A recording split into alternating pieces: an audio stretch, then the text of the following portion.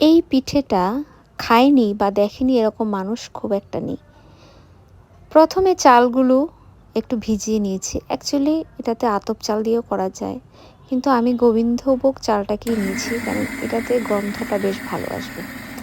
তখন যখন আমরা ছোট ছিলাম এই পিঠেগুলো রোজ বানানো হতো। এখন শীতকালে বেশ পিঠের সিজন, তো পিঠেগুলো এখন বানানো হতো। কিন্তু তখন বানানোর জন্য মিক্সার গ্রাইন্ডার ছিল না।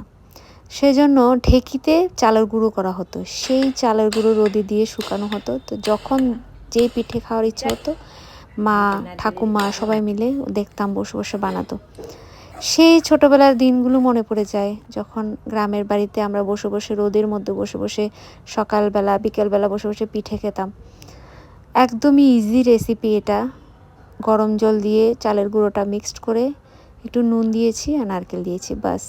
যেহেতু তেল ছাড়া করা হয় সেজন্য এটা খেতে আরও ভালো লাগে। আর এভাবে খোলাতে বানানো হয় সেজন্য এটার নাম খোলা পিঠে।